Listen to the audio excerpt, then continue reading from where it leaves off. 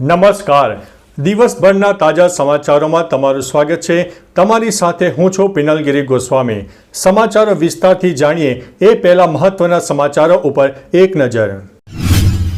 નમસ્કાર મિત્રો, દેશ અને દુનિયાના સુપરફાસ્ટ સમાચારમાં તમારું સ્વાગત છે.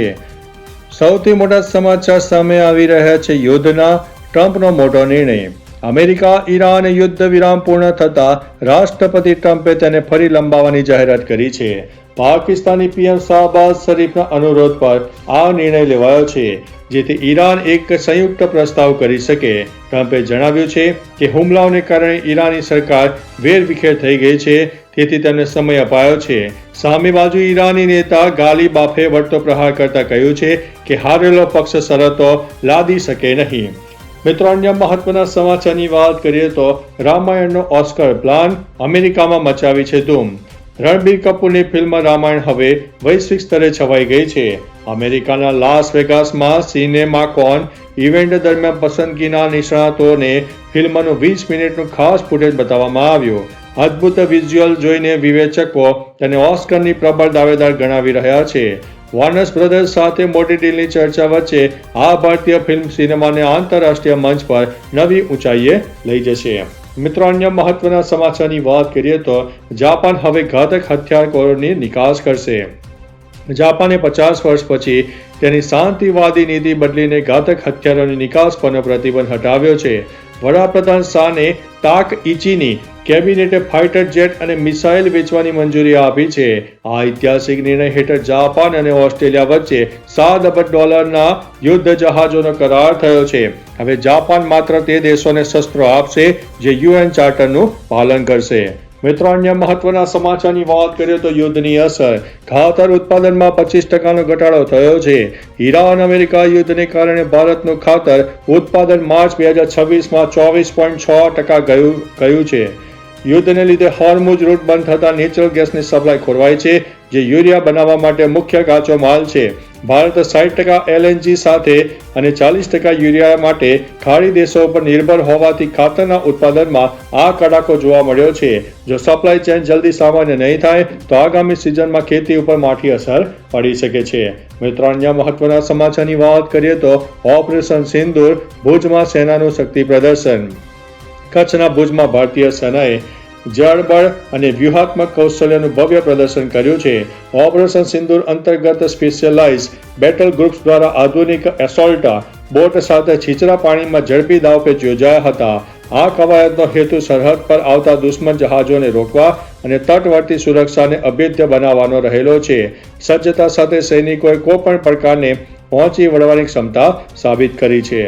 મિત્રો, અન્ય મહત્વના સમાચારની વાત કરીએ તો ચીન સરહદે 4G કનેક્ટિવિટી -40°માં થશે વાત. ચીન સરહદના દુર્ગમ વિસ્તારોમાં હવે સંચાર સુવિધા મજબૂત થશે. ભારત સરકાર 195 ચોકીઓ પર 4G મોબાઈલ ટાવર લગાવી રહી છે, જેથી -40° તાપમાનમાં પણ જનસંપર્ક થઈ શકે. સેનાના ઓપરેશન કોમ્યુનિકેશનમાં સુધારો થશે અને જવાનો સરળતાથી પરિવાર સાથે વાતચીત કરશે. સંચાલન માટે 500 થી વધુ જવાનોને ખાસ તાલીમ આપવામાં આવશે. સુરક્ષા વ્યવસ્થા વધુ સજ્જ અને આધુનિક બનશે. મિત્રો, અન્ય મહત્વના સમાચારની વાત કરીએ તો ભાજપના નેતાને લાફો ઝીકી દીધો. અમદાવાદ કોર્પોરેશન ચૂંટણી પહેલા જનતાનો મિજાજ ગરમ છે. સરસપુરમાં ભાજપ નેતાને યુવકે લાફા ઝીકી દીધા, જ્યારે અનિલ સ્ટાર્ચ અને હાથીજનમાં રહીશોએ હાય હાયના નારા લગાવીને ઉમેદવારોને ભગાડ્યા હતા. સ્થાનિકોનો આરોપ છે કે નેતાઓ માત્ર ચૂંટણી ટાણે દેખાય છે. બોડકદેવ અને ઘાટલોડિયા સહિતના વિસ્તારમાં પણ પક્ષોના પ્રવેશ ઉપર પ્રતિબંધોના બેનરો લાગ્યા છે. મિત્રો, અન્ય મહત્વના સમાચારની વાત કરીએ તો કેદારનાથ ધામના દ્વાર ખોલ્યા, શ્રદ્ધાળુઓ ઉમટી પડ્યા. બાબા કેદારનાથના દર્શન આતુરતાનો અંત આવ્યો છે. ગઈકાલે 22 એપ્રિલે સવારે 8 વાગ્યે વૈદિક મંત્રોચ્ચાર અને વિધિ વિધાન સાથે કેદારનાથ ધામના કપાટ શ્રદ્ધાળુઓ માટે ખોલી દેવામાં આવ્યા છે. આ ખાસ પ્રસંગે મંદિરને ક્વિન્ટલ બંધ ફૂલોથી ભવ્ય રીતે સજાવવામાં આવ્યું છે. ઉત્તરાખંડના સીએમની હાજરીમાં હજારો ભક્તોએ બાબાના પ્રથમ દર્શનનો લાભ લીધો. આ સાથે જ ચારધામ યાત્રાનો વિધિવત પ્રારંભ થયો છે. મિત્રો, અન્ય મહત્વના સમાચારની વાત કરીએ તો બંગાળમાં નહીં બનવા દઈએ બાબરી મસ્જિદ. પશ્ચિમ બંગાળ ચૂંટણી પહેલા કેન્દ્રીય ગૃહમંત્રી અમિત શાહે એક મોટું નિવેદન આપ્યું છે, જેમાં તેમણે કહ્યું છે કે બંગાળમાં બાબરી મસ્જિદ જેવી કોઈ પણ સંરચના બનવા નહીં દઈએ. મમતા બેનર્જી અને હુમાયુ કબીર પર નિશાન સાધતા તેમણે આરોપ લગાવ્યો છે કે આ યોજના રાજકીય એજન્ડાનો ભાગ છે. ચૂંટણી બાદ સત્તા બદલાતા ભાજપ નવી યોજના ઉપર રોક લગાવશે. આ નિવેદન બાદ બંગાળમાં રાજકારણ ગરમાયું છે. મિત્રો, અન્ય મહત્વના સમાચારની વાત કરીએ તો મહિનામાં 2 વાર મળશે પગાર. નેપાળ સરકારે કર્મચારીઓનો માસિક પગાર 2 ભાગોમાં આપવાનો ઐતિહાસિક નિર્ણય લીધો છે. હવે દરેક સરકારી કર્મચારીઓના એકાઉન્ટમાં 15 દિવસના અંતરાલમાં સેલેરી જમા થશે. મંત્રાલયનું કહેવું છે કે આ નિર્ણયથી કર્મચારીઓના હાથમાં પૈસા જલ્દીથી આવી જશે, જેથી તેમનો મહિનાનો ખર્ચ વધશે. જે બાદ બજારમાં માંગ વધશે અને દેશની સુસ્ત અર્થવ્યવસ્થાને નવી રફતાર મળશે. આ નવા નિયમ ટૂંક સમયમાં લાગુ કરવામાં આવનારો છે. મિત્રો, અન્ય મહત્વના સમાચારની વાત કરીએ તો ભારત આતંક સામે ક્યારેય ઝૂકશે નહીં. પીએમ મોદીએ પહેલગામ હુમલાની પ્રથમ વર્ષી પર શોક વ્યક્ત કર્યો.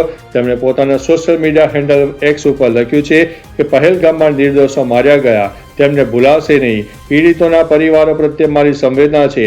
આ દુઃખની ઘડીમાં આપણે એક રાષ્ટ્ર તરીકે એક થયા છીએ. આતંકવાદીઓના કાવતરા ક્યારેય સફળ થશે નહીં. ભારત ક્યારેય આતંકવાદ સામે ઝૂકશે નહીં. મિત્રો, અન્ય મહત્વના સમાચારની વાત કરીએ તો પહેલગામ હુમલાની પ્રથમ વર્ષી પર હાઈ એલર્ટ.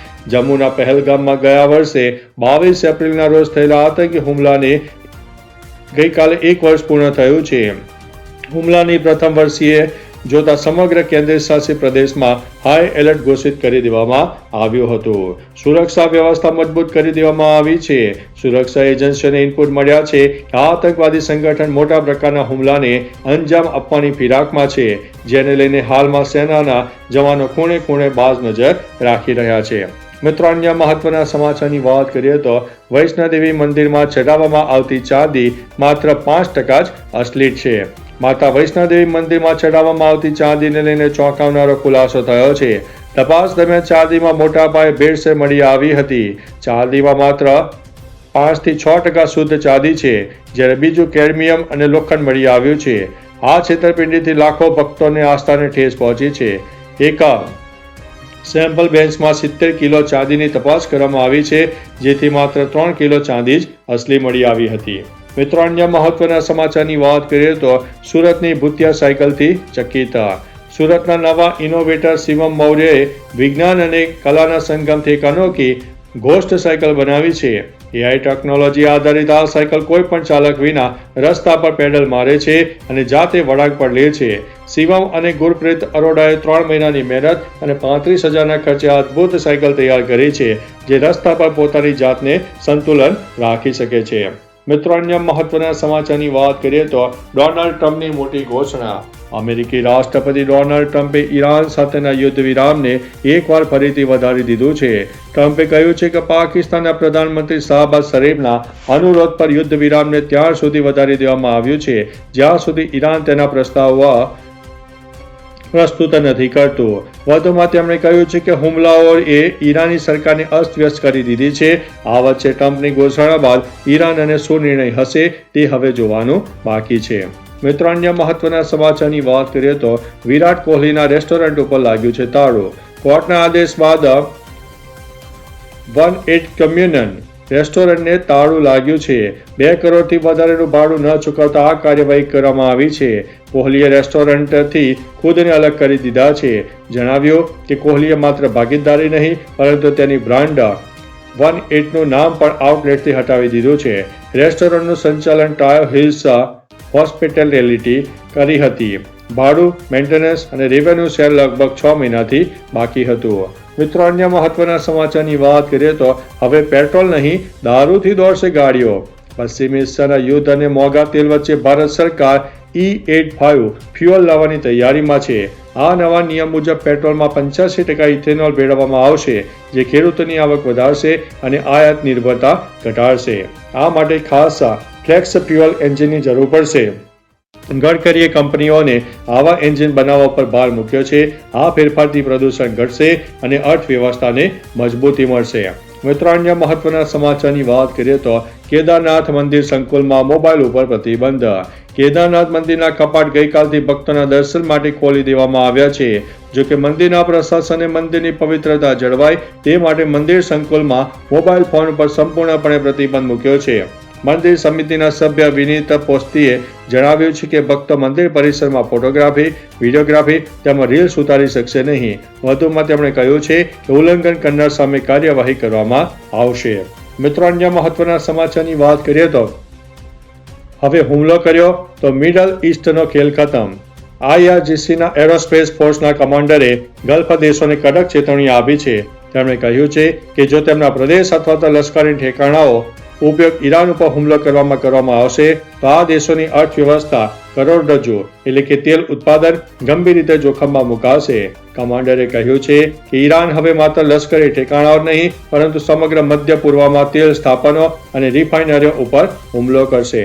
મિત્રો, અન્ય મહત્વના સમાચારની વાત કરીએ તો રાજ્યમાં ગરમીનો રાઉન્ડ શરૂ. રાજ્યમાં કમોસમી વરસાદ બાદ હવે ગરમીનો રાઉન્ડ શરૂ થયો છે. હાલમાં તમામ વિસ્તારોમાં સામાન્ય કરતાં વધારે તાપમાન જોવા મળી રહ્યું છે. હવામાન વિભાગે આગાહી કરી છે કે આગામી દિવસોમાં ગરમીનો પારો 43 ડિગ્રી સુધી પહોંચી શકે છે અને બપોરના સમયે હીટ વેવ જેવી પરિસ્થિતિ સર્જાઈ શકે છે. વધુમાં કામ વગર બપોરના સુમારે બહાર ન નીકળવાની પણ અપીલ કરવામાં આવી છે. તો ચાલો મિત્રો, ફરીથી દેશ અને દુનિયાના સુપરફાસ્ટ સમાચાર લઈને મળતા રહીશું. ત્યાં સુધી અમને રજા આપશો. નમસ્તે.